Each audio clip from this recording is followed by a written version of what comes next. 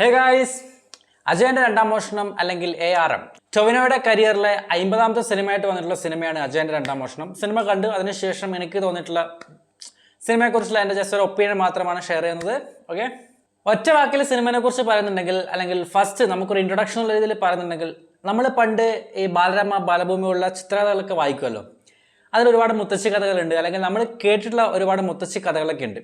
ഇത്തരത്തിലുള്ള കഥകൾ നമ്മളൊരു വിഷ്വലി അല്ലെങ്കിൽ ഒരു സിനിമ എന്നുള്ള രീതിയിൽ മൂവിങ് പിക്ചേഴ്സിൻ്റെ ബേസിൽ നല്ല സൗണ്ട് എഫക്റ്റോട് കൂടി നല്ല ക്ലാരിറ്റിയിൽ നല്ല 3D എഫക്റ്റിൽ കാണുന്നുണ്ടെങ്കിൽ എങ്ങനെ ഉണ്ടാവും? ഇതാണ് ഈ സിനിമയെക്കുറിച്ച് എനിക്ക് ഒറ്റ വാക്കിൽ പറയാനുള്ളത്. അത് വിഷ്വലി സ്റ്റണ്ണിങ് ആയിട്ടുള്ള ഒരു കിടിലം പടം. ഫസ്റ്റ് സിനിമയിൽ പെർഫോമൻസിൻ്റെ ബേസ് പറയുന്നുണ്ടെങ്കിൽ ഫസ്റ്റ് എടുത്ത് പറയേണ്ടത് ടൊവിനോ തന്നെയാണ്. അയ്യോ, പുള്ളി അഴിഞ്ഞാടിയിട്ടുണ്ട് റേ പടത്തിൽ മുഴുവനായിട്ടും. അത് കിടിലം പോലെ പുള്ളി കിട്ടിയിട്ടുള്ള സ്പേസ്. പുള്ളി നമുക്കറിയാം, ടൊവിനോ എന്ന് പറയുന്നത് പുള്ളി നമ്മൾ മറ്റേ നെയ്മ്പോളി പറഞ്ഞ പോലെ ഒറ്റയ്ക്ക് വഴിവെട്ടി വന്നവനായതുകൊണ്ട് തന്നെ പുള്ളിക്കറിയാടി ആ ഒരു ഓപ്പർച്യൂണിറ്റിയുടെ വില എന്ന് പറയുന്നത് പുള്ളിക്കറിയാം. അപ്പോൾ അത് കിട്ടിക്കഴിഞ്ഞാൽ പുള്ളി എത്രത്തോളം മാക്സിമം എഫേർട്ട് എടുക്കും എന്നുള്ളത് കണ്ടു തന്നെ അറിയണം. അത് നമ്മൾ കണ്ടിട്ടുണ്ട് ഈ സിനിമയിൽ. വീരം, രൗദ്രം, കരുണം എന്നീ 3 ഭാവത്തിൻ്റെ ബേസ് ആയിട്ടാണ് 3 ക്യാരക്ടർ വരുന്നത്. അതായത് കേളു, പിന്നെ മണിയൻ, അതുപോലെ അജയൻ. ഈ 3 ക്യാരക്ടറും അതായത് 3 എക്സ്ട്രീം ലെവലാണ്. ഒന്ന് വീരൻ, അതായത് ഒരു വാരിയർ അല്ലെങ്കിൽ ഒരു യോദ്ധാവാണെങ്കിൽ, മറ്റേ ആൾ ഒരു രൗദ്രഭാവത്തിലുള്ള ഒരു കള്ളനാണ്. മൂന്നാമത്തെ ആൾ കരുണം, അതായത് സാധാരണക്കാരൻ. ആ 3 എക്സ്ട്രീം ലെവലിൽ നിൽക്കുന്ന ഇമോഷനെ ഒരു രീതിയിൽ പോലും നമുക്ക് ഒരു റിപ്പീറ്റേഷൻ തോന്നിക്കാതെ 3 ക്യാരക്ടറിനെയും പ്ലേസ് ചെയ്തിട്ടുള്ള അല്ലെങ്കിൽ പെർഫോം ചെയ്ത് എടുപ്പിച്ചിട്ടുള്ള ഒരു സംഭവം ഉണ്ട്. അതിന് പുള്ളിക്ക് ഹാറ്റ്സ് ഓഫ് അല്ലെങ്കിൽ ക്ലാപ്പ് ചെയ്തിരിക്കാൻ പറ്റില്ല. പുള്ളിയുടെ പെർഫോമൻസ് എന്ന് പറയുന്നത് എക്സ്ട്രീം ലെവലിൽ മാക്സിമം. അതുപോലെ ബാക്കിയുള്ളവരുടെ പെർഫോമൻസ് ആയാലും ബേസിലായാലും ബാക്കി സപ്പോർട്ടിങ് വന്നിട്ടുള്ള ആക്ട്രസസിൻ്റെ കേസിൽ സുരഭി ഉണ്ട്, ഐശ്വര്യ ഉണ്ട്, അതുപോലെ കൃതി ഷെട്ടി ഉണ്ട്. 3 പേരും 3 ക്യാരക്ടേഴ്സിനുള്ള പെയറായിട്ടാണ് വരുന്നത്. അപ്പോൾ അതും നല്ലപോലെ ഉണ്ട്. കേളു എന്ന് പറയുന്ന വാരിയർ അല്ലെങ്കിൽ യോദ്ധാവ് എന്ന് പറയുന്ന ഒരു ക്യാരക്ടറാണ് ഫസ്റ്റ് വരുന്നത്. അത് ചെറിയൊരു സമയം മാത്രമേ ഉള്ളൂ, ജസ്റ്റ് ഒരു 5 മിനിറ്റ്സ് അത്രേ ഉള്ളൂ. അപ്പോൾ ആ ഒരു ക്യാരക്ടറിനാണ് ഐശ്വര്യ എന്ന് പറയുന്നൊരു പെയർ വരുന്നത്. നല്ല രീതിയിൽ ചെയ്തിട്ടുണ്ട്. ആ ഒരു കാലഘട്ടത്തിൻ്റെ സംഭവം ബാക്കിയുള്ള സംഭവങ്ങളൊക്കെ ആ ഒരു ലാംഗ്വേജ് സ്ലാങ് ഒക്കെ ഉണ്ട്. 3 ക്യാരക്ടറിന് 3 സ്ലാങ്ങും അതൊക്കെ കിടിലം പോലെ ടൊവിനോ പെർഫോം ചെയ്തിട്ടുണ്ട്. ബാക്കിയുള്ളവരായാലും സുരഭിയുടെ ക്യാരക്ടർ എനിക്ക് നന്നായിട്ട് ഇഷ്ടപ്പെട്ടു. പുള്ളി അതിന് കിട്ടിക്കഴിഞ്ഞാൽ, അതാ പറഞ്ഞാൽ ആ ഒരു അവസരം കിട്ടിക്കഴിഞ്ഞാൽ എല്ലാവരും സ്കോർ ചെയ്യുന്നുള്ള രീതിയിൽ ആ ഒരു ക്യാരക്ടറും കിടിലം പോലെ ചെയ്തു വെച്ചിട്ടുണ്ട്. മണിയൻ്റെ പേരായിട്ട് വരുന്നതാണ്, കള്ളൻ്റെ. അപ്പോൾ അത് നല്ല രീതിയിൽ ചെയ്തു വെച്ചിട്ടുണ്ട്. ബാക്കി ബേസിലായാലും ബാക്കിയുള്ള എല്ലാ ക്യാരക്ടേഴ്സായാലും എല്ലാവരും ആ ഒരു പെർഫോമൻസിൻ്റെ ബേസിൽ ടോപ്പ് നോച്ചിനാണ്. കൃതി ഷെട്ടിയുടെ ക്യാരക്ടറൊക്കെ നല്ല ആപ്റ്റായിട്ട് എനിക്ക് തോന്നി. ആ ഒരു നാടൻ പെൺകുട്ടി എന്നുള്ള രീതിയിലൊക്കെ നല്ല രീതിയിൽ ആപ്റ്റായിട്ട് വന്നിട്ടുണ്ട്. മുഴച്ച് നിൽക്കുന്നൊന്നുമില്ല. അതാണ് പെർഫോമൻസിൻ്റെ കേസ് വരുന്നത്. പിന്നെ മേക്കിംഗ് അല്ലെങ്കിൽ സ്റ്റോറി ടെല്ലിങ്ങിലേക്ക് വരുന്ന സമയത്ത് സിനിമയുടെ കഥ എന്ന് പറയുന്നത് അജയൻ്റെ പേഴ്സ്പെക്റ്റീവിലാണ് സിനിമയുടെ കഥ കംപ്ലീറ്റ്ലി പറയുന്നത്. നമ്മൾ ചിലപ്പോൾ ട്രെയിലറും ടീസറൊക്കെ കണ്ടിട്ട് എക്സ്പെക്ട് ചെയ്യുന്നത് ചിലപ്പോൾ ആ ഒരു കള്ളൻ്റെ പെർസ്പെക്റ്റീവ് ആയിരിക്കാം, അല്ലെങ്കിൽ കേളു എന്ന് പറയുന്ന ആ ഒരു യോദ്ധാവിൻ്റെ പെർസ്പെക്റ്റീവ്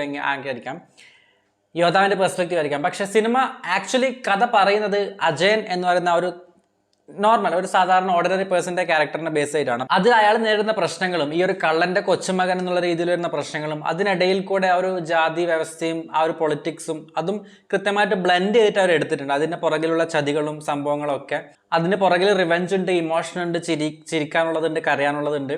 അങ്ങനെയുള്ള എല്ലാ ഇമോഷനും ബ്ലെൻഡ് ചെയ്തിട്ടുള്ള ഒരു കൃത്യമായിട്ട് ഒരു സ്റ്റോറി ടെല്ലിംഗ് സിനിമയ്ക്ക് കിട്ടിയിട്ടുണ്ട്. അതുപോലെ തന്നെയാണ് ഫൈറ്റൊക്കെ. നിങ്ങൾ ഫൈറ്റും 3D എഫക്റ്റും VFXും ഒരു രക്ഷയില്ല. ടോപ്പ് നോച്ച് VFX ആണ്. ഒരു മലയാള സിനിമ എന്നുള്ള രീതിയിൽ ഞാൻ പറയുന്നുണ്ടെങ്കിൽ ടോപ്പ് നോച്ച് VFX തന്നെയാണ് അവർ ചെയ്തിട്ടുള്ളത്. അത് മേക്കിംഗ് ഒരു രക്ഷയില്ലാത്ത രീതിയിൽ ഒരു തിയേറ്റർ മെറ്റീരിയലിന് വേണ്ടിയിട്ടുള്ള എല്ലാ സംഭവങ്ങളും ആഡ് ചെയ്തിട്ടുള്ള രീതിയിൽ അവർ മേക്ക് ചെയ്തെടുത്തിട്ടുണ്ട്. 3D എഫക്റ്റൊക്കെ നമ്മൾ പറഞ്ഞ പോലെ നമ്മൾ പണ്ട് പറയുന്നില്ല, അവർ കണ്ണിലേക്ക് വരുന്ന രീതിയിൽ ഇങ്ങനെ ശരിക്കും ആ ജലത്തുള്ളികൾ, ആ വെള്ളത്തുള്ളികൾ, അല്ലെങ്കിൽ ഫയറിൻ്റെ ആഷസ്, അതുപോലെ ആരോസ്, ഇതൊക്കെ നമുക്ക് ശരിക്കും ഈ ഡയറക്റ്റ് നമ്മൾ കണ്ണിലേക്ക് വരുന്ന രീതിയിലുള്ള സംഭവങ്ങൾ. അപ്പോൾ നമ്മൾ അറിയാതെ ചിലപ്പോൾ ഒന്ന് കണ്ണടച്ചു പോകും.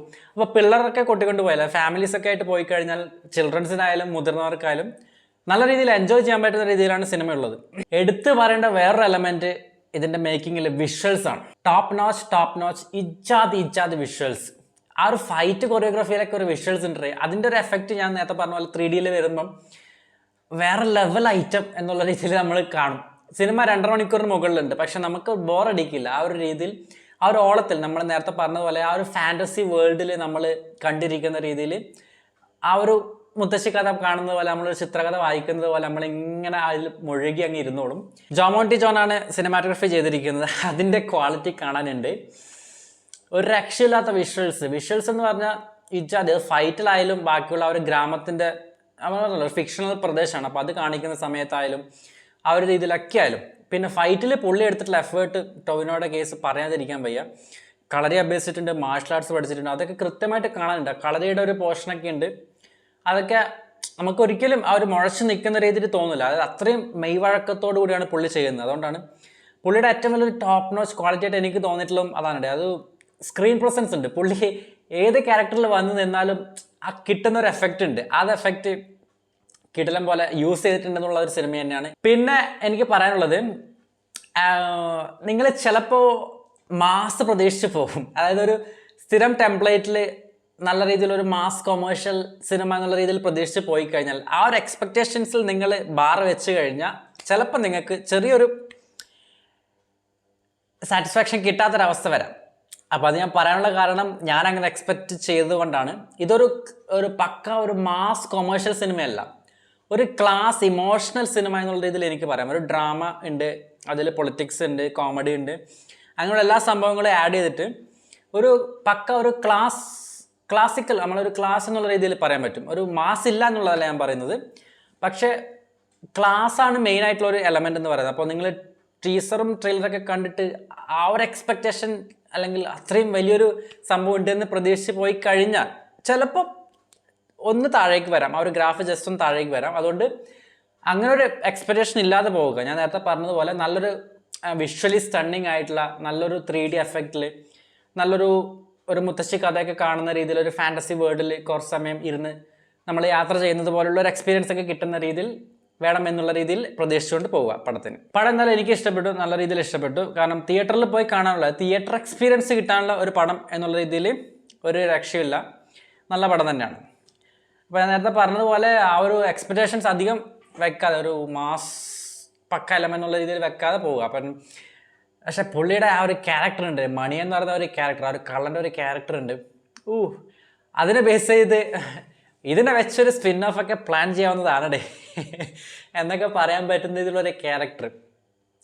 എനിക്ക് ചെറിയൊരു പോയിന്റിൽ ഞാൻ എനിക്ക് ഒരു ഫീൽ ചെയ്തൊരു കാര്യം ഞാൻ പറയാം.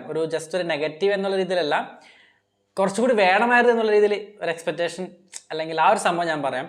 നമ്മളൊരു ക്യാരക്ടറിനെ കാണിക്കുമ്പോൾ, ഒരു പവർഫുൾ ആയിട്ടുള്ള ക്യാരക്ടറിനെ ഇൻട്രൊഡ്യൂസ് ചെയ്യുമ്പോൾ, ഒരു ഇൻട്രോ കാണിക്കുമ്പോൾ, ആ ഇൻട്രോക്ക് പഞ്ച് കിട്ടണമെന്നുണ്ടെങ്കിൽ അതിന് മുന്നേ ഒരു ബിൽഡപ്പ് എന്ന് പറയുന്നൊരു സാധനമുണ്ട്.